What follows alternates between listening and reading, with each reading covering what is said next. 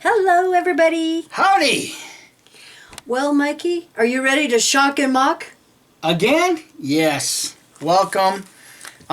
Just an FYI, we do kind of have this one little He has a scripted script? out because I've been actually working on this for a little while, and It's kind of morphed a little bit since yes, then, huh? because when we look at Watchtower's history, we know for a fact that they flip-flop doctrines.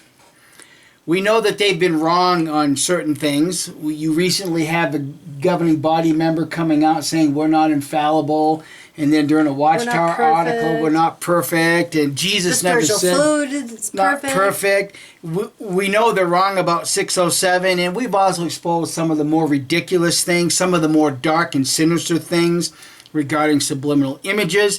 So with the subject that Kim and I are going to talk about, there's no reason to think that they're correct about this.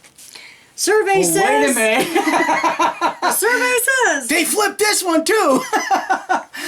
But before we get into this, Kim and I want to kind of like give a little bit of background, because being one of Jehovah's Witnesses for 42 years and you 49, we've had many conversations with current Jehovah's Witnesses, myself included. How come we never get turned in for speaking apostasy? Well, the thing is when you're doing rural territory in central Arizona, you have to drive like 20 miles out to a ranch on a dirt road. There's nothing else to do but talk. Yes, and most of you will see that I'm a person of faith. Kim's a person of faith, but even as one of Jehovah's Witnesses, we always try to maintain a logical connection with the Bible. And one of these conversations has to do with the logic of what Watchtower has done with a certain set of scriptures. Now, having talked to Pioneer Sisters, I know that these sisters have stated what they believe Watchtower's viewpoint is wrong. And I even felt it was wrong. And we should have reported them to the elders. Yeah, your disagreement with the governing body, you should be disfellowship for apostasy. Well, in fact, even my own mother has stated that she disagrees with Watchtower's understanding in this set of scriptures. And she's just, like most of us, was ready to wait for new light. Well, apparently that new light came. So what is it that we're talking about? Well, we're talking about the set of scriptures that's found at Luke 20, 27 through 40, and also Matthew 22, 23 through 33. Now, in these sets of scriptures, the one thing in common as to why those whom Kim and I have talked to in the past regarding this subject in this conversation and why they disagree with Watchtower at the time is because in the earthly resurrection, we're not going to be like the angels. So they're not buying Watchtower's doctrine or tradition on that one. Yeah, exactly. Now, the one thing that Watchtower could hold to in these sets of scriptures is the fact that we all know that Watchtower has a fake Bible, and in this fake Bible, they've managed to rearrange some words or use a different set of words, and that set of words was system of things. In that system of things. And we all know that, in the mind of Jehovah's Witnesses, how huge that plays on the Jehovah Witness mindset and how that holds us captive because we're all waiting for that new system of things. And New World Order? Yeah, the New World Order. And so when you read the New World Translation in this set of scriptures, Jesus says that those that are resurrected in that system of things will neither marry nor be given in marriage. So we all know that Watchtower in that set of scripture really denies any Jehovah Witness that passes away the blessings of having a mate in that system of things. So what they've done is they've managed to come up with another way to make people miserable throughout eternity. And control your life. And control your very life. So there again, Watchtower in their explanation takes away, your helper, your companion. Well, I was going to mention that Mike's mom has remained single Yes. I think he passed away in the mid-90s, 93. Almost 2 decades It was now. when right before you went to Pioneer School. Yeah. But anyway, she remains single just in hopes of reuniting with Roger in the new system. And my mom never comprehended that 2 decades would have gone by because, the new system is just around the corner, brothers. Hold on tight because we're almost there. World conditions pinpoint the fact that we're just about there. So this separation between my mom and dad was not supposed to be 2 decades. Right, Boy, is Mom? he going to be surprised. Man, oh man. So let's take a closer look at this set of scriptures and let's do something that Watchtower neglects to do. And that's to look at this question from this set of scriptures from the very nature of the question that is asked of Christ. Now what we're going to do is we're going to read this from the King James Version because I want to get away from the indoctrinated words new system of things. So that way there, maybe we might be able to have our own, come to a different understanding of it. But then again, we're going to blow the lid off this here in a little bit anyways. So let's start by reading Luke chapter 20, and we'll start at verse 27. Now it's interesting, in Kim and I's research on this, one of the earlier articles, it was the 87 article, Watchtower makes a statement that the Sadducees knew nothing about the resurrection. Well, they had to correct that because in one of the newer articles they say they didn't believe in the resurrection. Well, that's exactly what the Holy Scriptures tell us. Watchtower doesn't flip-flop. It's new light. It's new light. All right. So would this be considered Jehovah's Witnesses? This is your foundation? Yeah, really. This is your foundation. Verse 27, Luke chapter 20. There came to him certain of the Sadducees, which deny that there is any resurrection. And they asked him, saying, Master, Moses wrote unto us, if any man's brother die, having a wife, and he died without children, and his brother should take his wife, and raise up a seed unto his brother. There were therefore 7 brethren, and the first took a wife, and died without children, and the second took her to wife, and he died childless, and the third took her, and in like manner the 7 also. And they left no children and died. Last of all, the woman died also. Therefore, in the resurrection, whose wife of them is she? For 7 had her as wife. Okay, let's take a look at the very nature of the question, first of all.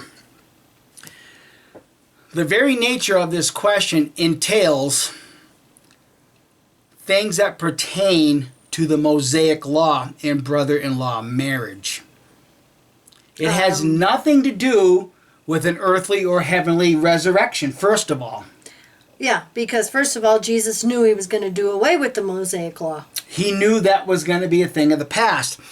And the other thing that this scripture entails is that death is what mandates these separations in marriage, and even today. Breaks the marriage tie. We enter a marriage relationship knowing that death is going to end it.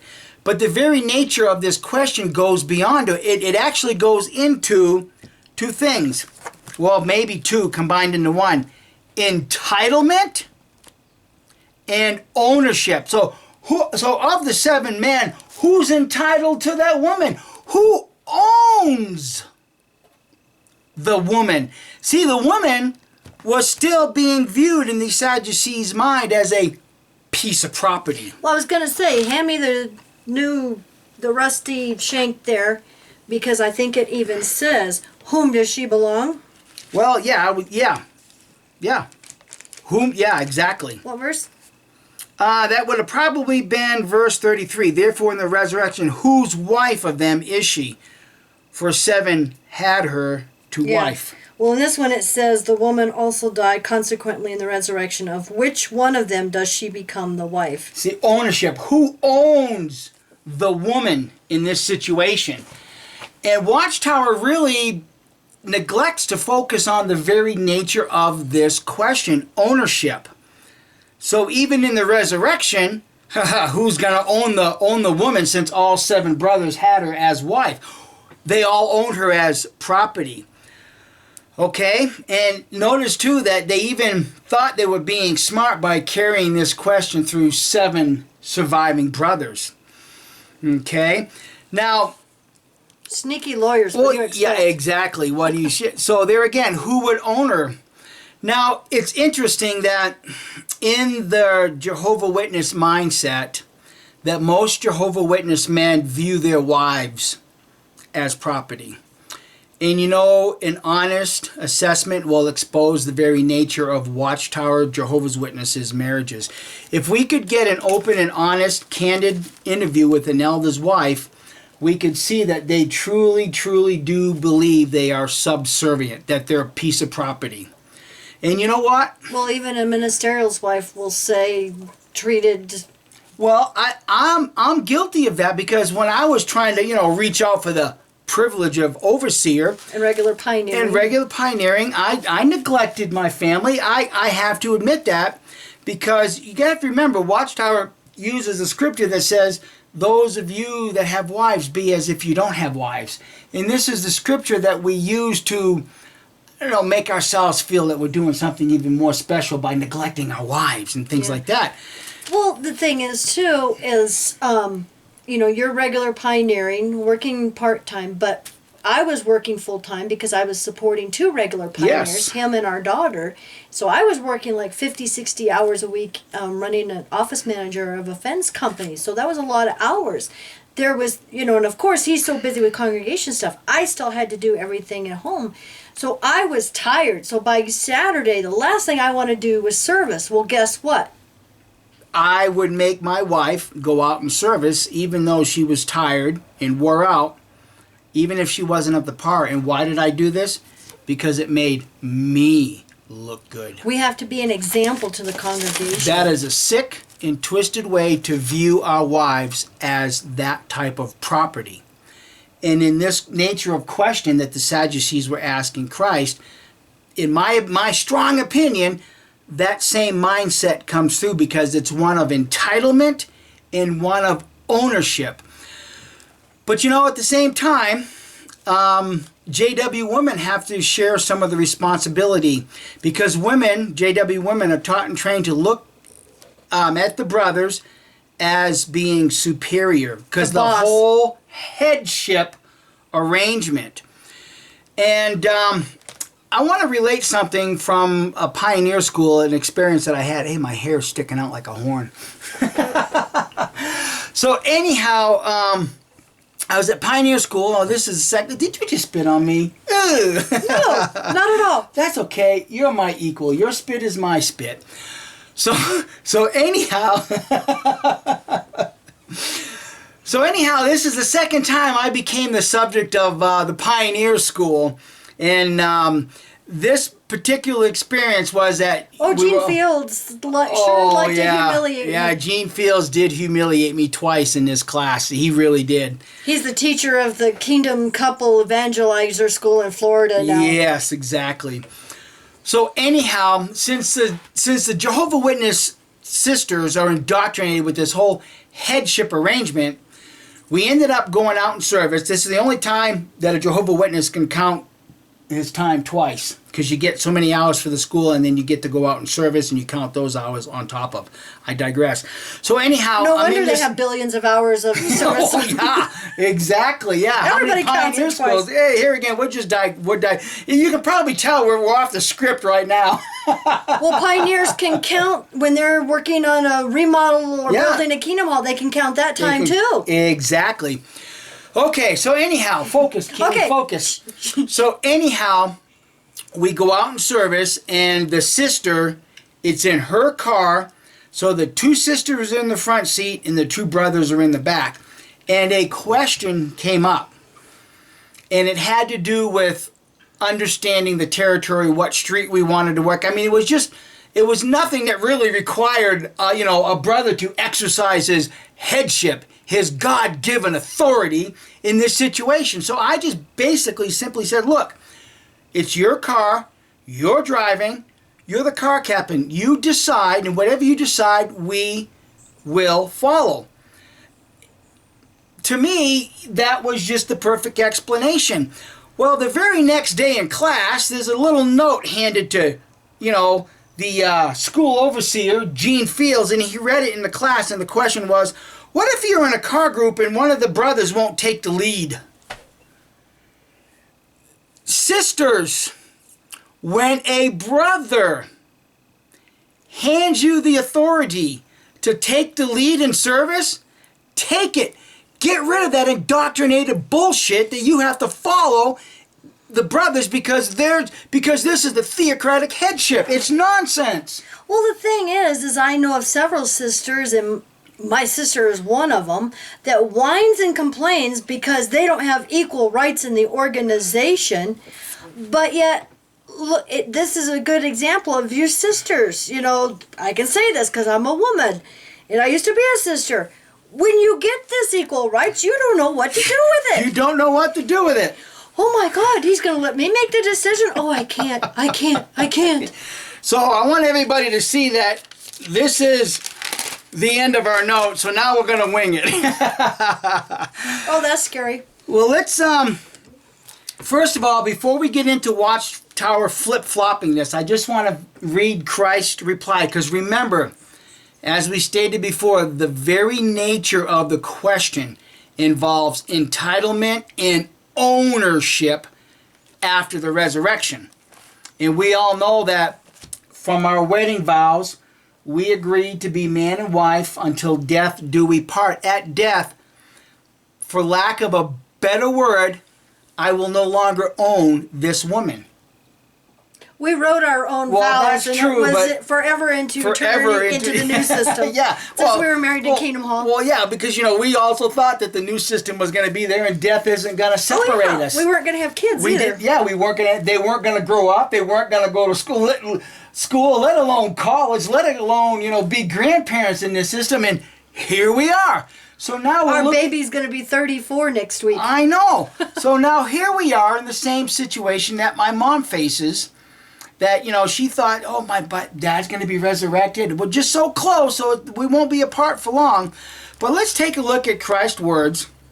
Because, see, this is where the Jehovah's Witnesses, in that conversation from times past, disagreed with Watchtower's assessment of the sets of scriptures.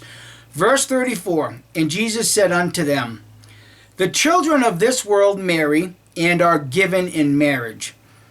But they which shall be accounted worthy to obtain that world and the resurrection from the dead, neither marry nor are given in marriage.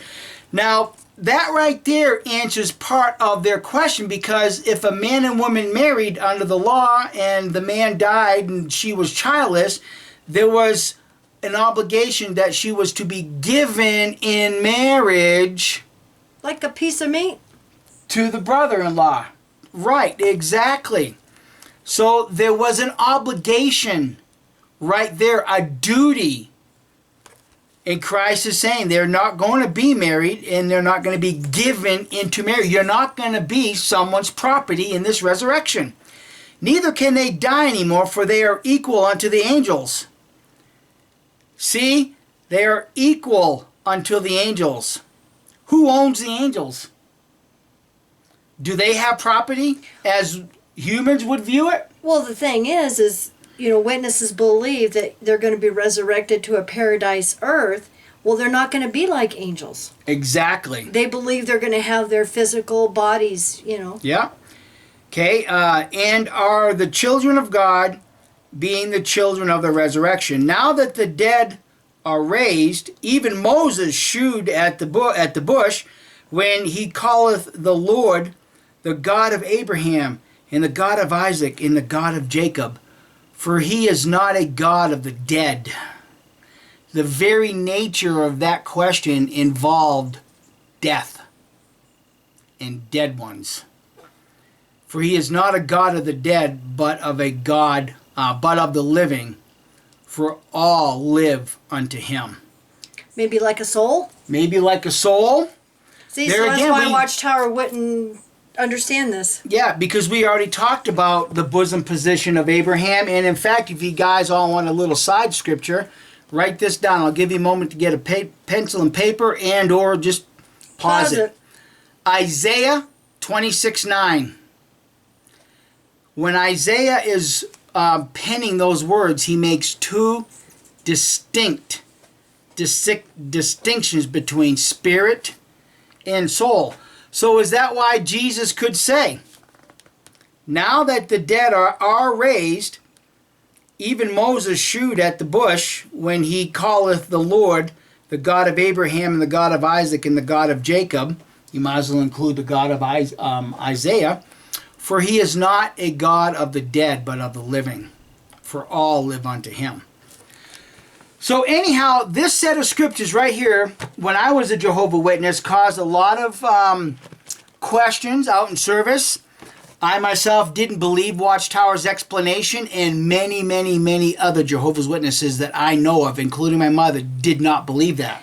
And we were in a congregation with a lot of widowed... older ones, too. Older women, and they were staying single, hoping to reunite with their husbands. Yeah, so that was quite a few. Because the new system is just around the corner. So do we want to do some wonderful quotes from Watchtower on how they feel about women, or do we want to go into this about the resurrection?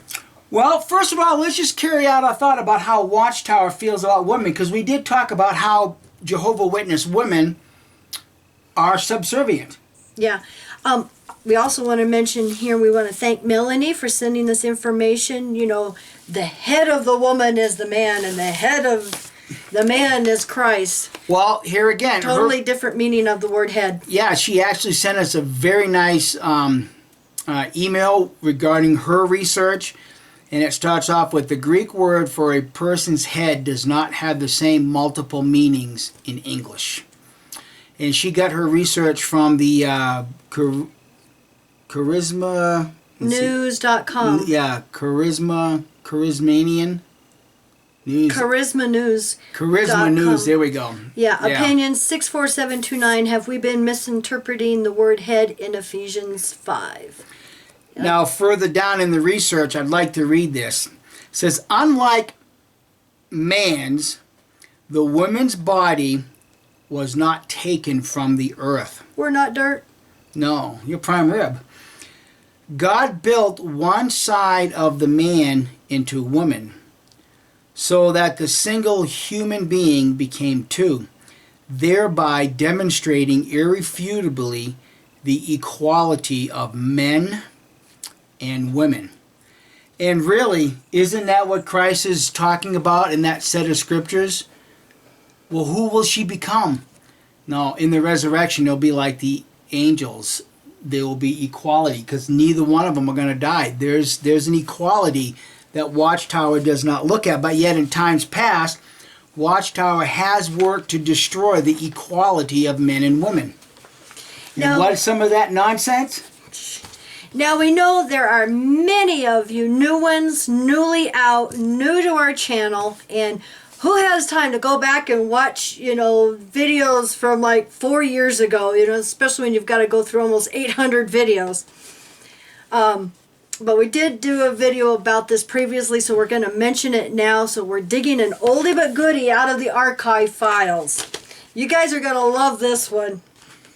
This is part of the shock and muck. The Golden Age, and as many of you know, that was an oldie. That was like a pre-awake, precursor to the Awake magazine. The Golden Age actually turned into the Awake. Yeah. So the April 2nd, 1930 Golden Age, page 446. Bible questions and answers.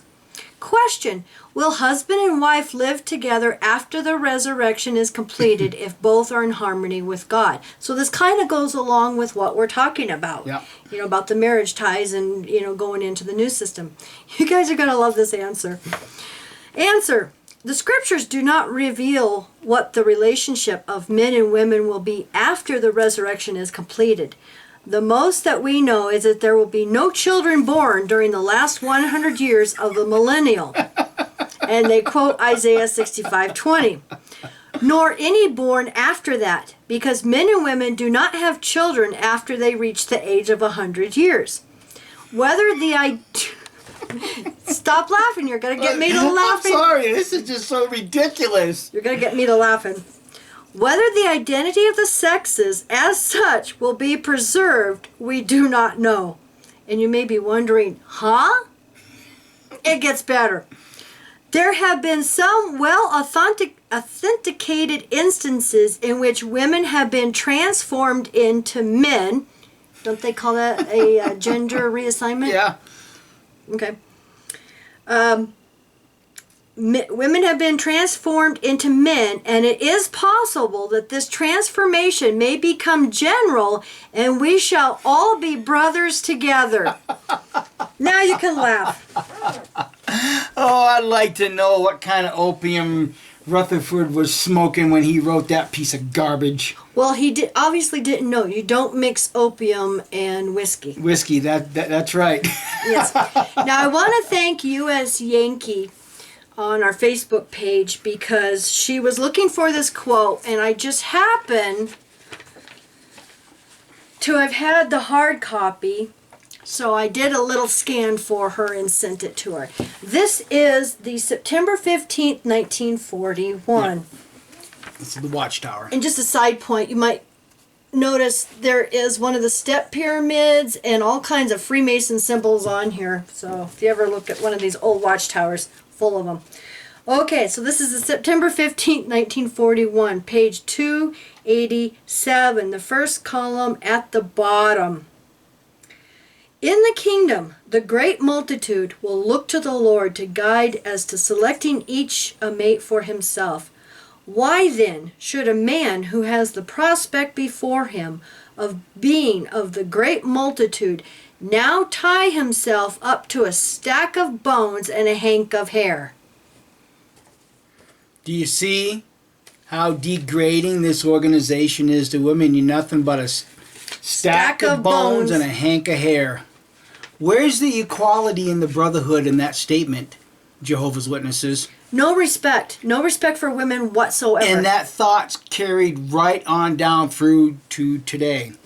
As I mentioned before, look at how elders, ministerial servants, treat their wives.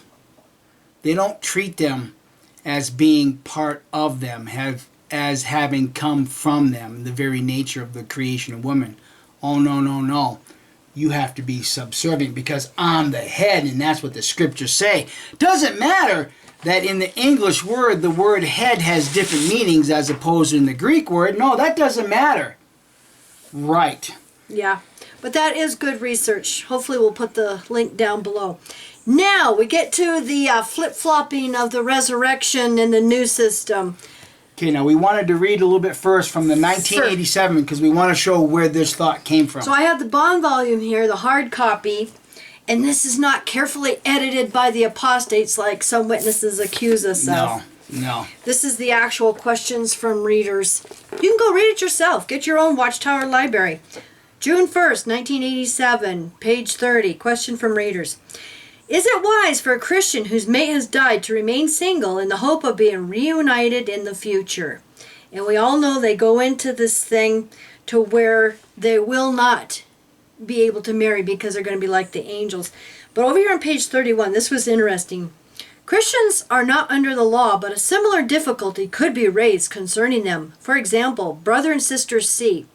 Now they're talking about the scripture from Luke that Mike mentioned. Right, the brother-in-law. They're trying to make a modern-day application of the brother-in-law marriage. A similar difficulty could arise, concerning them. For example, brother and sister C were married and had 2 children. Then he died. Sister C loved and deeply missed him, but she felt a need for companionship, financial support, sexual expression, and help with the children. So she married brother M, which union was as scriptural as the first.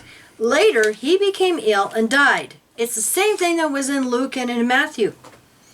If the former mates were resurrected and marriage were possible, whom might she marry?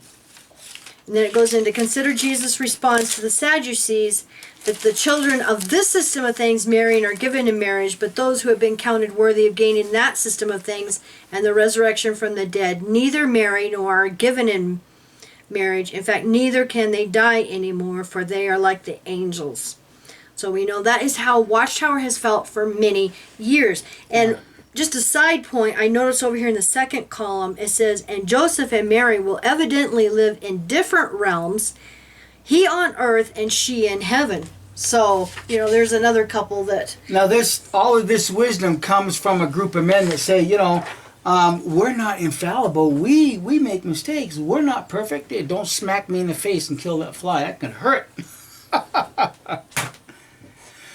So now, let's bring this up to date, a little more modern expression. Yeah. Maybe how Watchtower has flip-flopped this. Maybe there were too many Jehovah's Witnesses way back then. Talking about it. Way too much. So when you go to jw.org, if you ever want to go there and type in resurrection marriage ties, it takes you to the August 2014 Watchtower Study Edition, Questions from Readers. Jesus told the Sadducees that resurrected ones neither marry nor are given in marriage. Luke 20:34-36. Was he talking about the earthly resurrection? So interesting points in this. So I'm just going to read this so you don't have to go and soil your computer with a... But it does show that they did kind of flip-flop a little bit. Yeah. The question is an important one, especially for those who have lost a beloved mate. Such ones may yearn to be reunited in marriage with a resurrected spouse in the new world. One widower says, "My wife and I did not choose to end our marriage. It was our heartfelt desire to remain united in worship as husband and wife forever." Sounds like our marriage vows. Sounds like our marriage, yeah. Yeah. These feelings have not changed for me. Is there sound reason for hoping that resurrected ones will be able to marry? Put simply, the answer is that we cannot say. But back in 87, They knew. They did say back in 87 and in previous Watchtower articles, they did say you won't be married. Because go ahead. I was just going to say, they admit it. Yeah. I was surprised they admit it. Yeah, because in some of those conversations that I remember having regarding this subject, some would say, well, you won't be married, but, we're not sure what's going to happen. But whatever happens, rest assured that Jehovah will make sure that you're happy. Yeah. For years, our publications have said that Jesus' words about the resurrection and getting married likely refer to the earthly resurrection, and that those resurrected to life in the new world will evidently not marry. There it is. See, they admit they're wrong. They're flip-flopping. Oh, well, we don't know, really. While we cannot be dogmatic, is it possible that Jesus' words refer to the heavenly resurrection? Let us examine what Jesus said. Considering the setting, Luke 20:27-33, the Sadducees, who did not believe in the resurrection, tried to entrap Jesus with a question about the resurrection and brother-in-law marriage. Jesus responded, "The children of the system of things marry and are given in marriage, but those who have been counted worthy of gaining that system of things and the resurrection from the dead neither marry nor are given in marriage. In fact, neither can they die anymore, for they are like the angels, and they are God's children by being children of the resurrection." Ethan, that does come from the New World Trash Translation. What's interesting is there's a little asterisk for a footnote, and the footnote says, the Watchtower I just read, Yeah. the 1987 June 1st Watchtower. In fact, that's how I knew where to go get that one. Yeah. Why have our publications said that Jesus was probably talking about the earthly resurrection? Because the spiritual food isn't perfect? That's right, because Jesus never said the spiritual food would be perfect. Yeah. Jesus, this is all your fault. That conclusion is primarily based on two lines of reasoning. First, it is reason that the Sadducees likely had in mind an earthly resurrection and that Jesus would have answered them accordingly. But now there's something that I hope everybody caught when I was reading that. They said they didn't believe in any resurrection. So maybe some of the prevailing thoughts, if you go and read Isaiah and the account of the burning bush, the God of the living, not the God of the dead, maybe some of them Jews, the bosom position of Abraham, were already looking towards a heavenly resurrection, and some were looking towards an earthly. The Sadducees didn't believe in any resurrection, which would entail both avenues that they were speaking about, that Christ is talking about. Yeah, so back to the article. Second, Jesus ended his reply by referring to Abraham, Isaac, and Jacob, faithful patriarchs who are in line to be resurrected to life on earth. However, it seems possible that Jesus had in mind the heavenly resurrection. On what basis might we reach that conclusion? Let us consider two key phrases. Those who have been counted worthy of gaining the resurrection from the dead. Faithful, anointed ones. So that right there in the Jehovah's Witness mind clarifies it that this is only for the 144,000. Right. If they have been declared righteous for life on the basis of the ransom, thus they do not die as condemned sinners. Such ones are called happy and holy and are deemed worthy of a resurrection to heaven. In contrast, those who are resurrected to life on earth will include the unrighteous. Can it be said of them that they are counted worthy of a resurrection? And that's where the article ended. Yeah. So the thing is in the past, Watchtower had managed to create another avenue in which Jehovah's Witnesses, since they're going to be the only ones living on Paradise Earth, they managed to create another situation where those who come back from the resurrection were going to be lonely throughout eternity. And this is what doesn't set with a lot of Jehovah's Witnesses back in their day. I'm kind of glad to see that Watchtower made an attempt to clarify things, but it really doesn't, because it doesn't answer the yes or no well, question. actually, it must not have printed up the second page, because the article does go on here on jw.org. It comes down to, it isn't yes or no, but we have to wait and see. Yeah, and that's like everything else. Yeah, because it says, understandably, we may have many questions about life in the new world. Rather than needlessly speculating on the answers, but they were sure back in 1987. There wasn't any speculation back then, and there wasn't any speculating when they said, well, why don't you wait for the new system so God will provide you a mate instead of a sack of bones and a hank of hair. Yeah. A stack of bones and a hank of hair. So the last sentence is, we will just have to wait and see. But of this we can be sure. Obedient humans will be happy, for Jehovah will satisfy all their needs and desires in the best possible way. Well, that's probably one of the most honest things Watchtower has said, but it's too bad that it has caused so much anxiety in the past. Like everything else Watchtower does. Well, look at your mom. She's been lonely all these years. 2 decades. And now since she's shunning both her sons, she has nobody. Nobody. So they've actually created more misery. Yeah. For the So Jehovah's now Witnesses. she's lonely,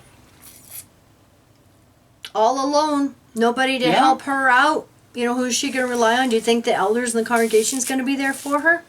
Probably not. No. So some of you are probably already thinking ahead of us. Well, what happens if Mike dies or Kim dies? How do you guys feel about that right now?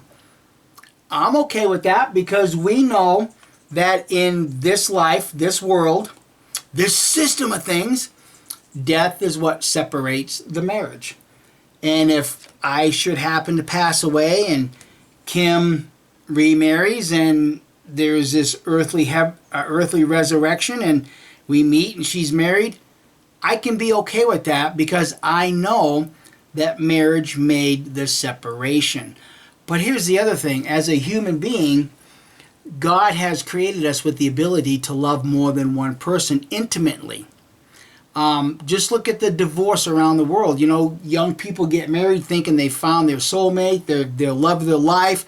They end up getting divorced, and then they find someone else, and they're just as in love with that person as they were, or as they thought they were, with the first person. So I can be okay with it, because I know the very nature of human beings. And if I'm to be resurrected without this need or want for having this type of intimacy, then I'm not a human being. I'm something different, because even Adam desired a companion. Even those angels. He didn't even know what one was. And good point, dear. Good point. He didn't even know what one. Did you just think of that all by yourself? Yeah. Excellent. Very good. That's very condescending. I know, I'm just cutting up here. Yeah. Don't be a jerk. Yeah, right. So anyhow, that's how I feel about it. But it doesn't mean we're not going to be a family, because he's still going to be Shiloh's father. They'll build some connection there, and just like your dad. Yeah. Whatever is going to happen for the future, because to be honest, we're not sure if there is going to be life here on earth or if it's going to be another realm. We don't know. But the scriptures hold out both opportunities. Yes. Yes, and if you want to look a little bit more about the very nature of things, here's another good set of scriptures. It's 1 Corinthians 15, 35 through 57. I'm not going to take the time to read that, but in a previous video I had made a comment that we as humans, we glorify God even as we are. And that comes from this set of scriptures. And there's also another point that I did in another previous video from the same set of scriptures that Paul is alluding to.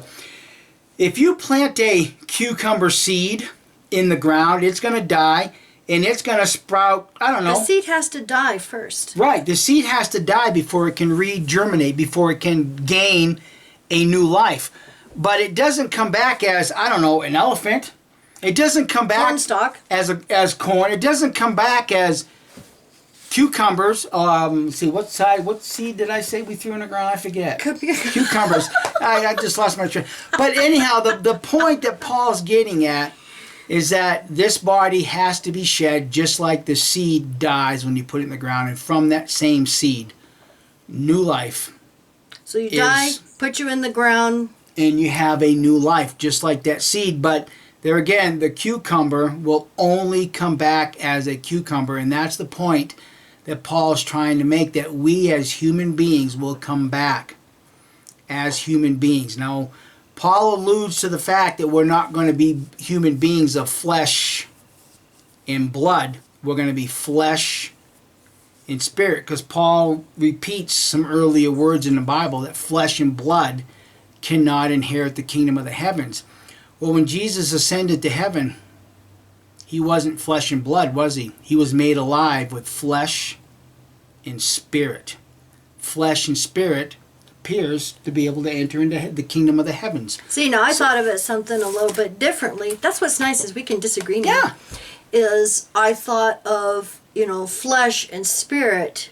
We are fleshly bodies, but we have a spirit within us like a soul.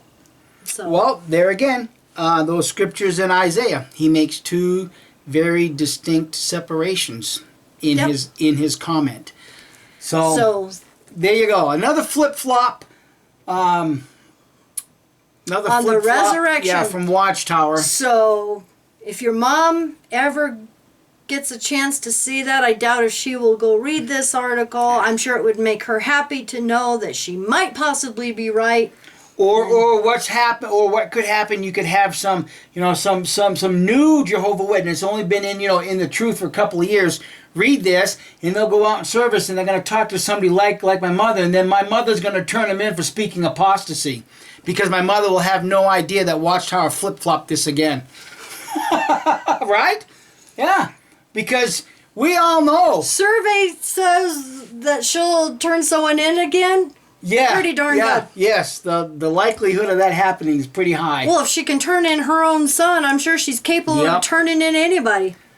So anyhow, everybody, thank you for watching. Thank you for coming to our home. Thanks for indulging us. Yes, and thank you for watching. And we love you all so much. And keep up the great work. Thank you for all the emails. And speaking of emails, my goodness, I just want to mention, the day after we had done that last nail and coffin, oh my God, almost my entire page. Oh, they all say nail and coffin. So we have a fantastic nail and coffin coming up with some special stuff, and we had a lot of people saying more stories, more stories. So we are going to be collecting those, and several I have kept. So I have a file just for stories, and I will be going through those. And so, yes, we are going to try to... The customer knows what they want. So the customer wants more stories. We're going to share more stories. Yes. So thank you, everybody, for sharing your stories. And like I said, we've got an awesome nail and coffin coming up. We just ran out of time. We're running out of time. There's never enough time on the weekends. Yes. And thank you for sending us your research. It's very much appreciated. And, your love, support, thank friendship. you so much. And thank you, Faye, for a wonderful lunch. Yes, it was awesome on Friday. And for the recipe. I'm still talking about that quiche, you know. Well, she sent me the recipe. Thank you Cool. for the recipe. I put it on the refrigerator. I got to make Mikey the quiche now. Yes. So So- again, it was wonderful to meet you, Faye. It was very nice to spend the afternoon with you. And may you find all the happiness that you deserve even in your new marriage. Yes. Congratulations, sister. Yes. So we love you all, and we wish we could have lunch with every single one of you. That would be awesome, That wouldn't would be it? awesome. A big party.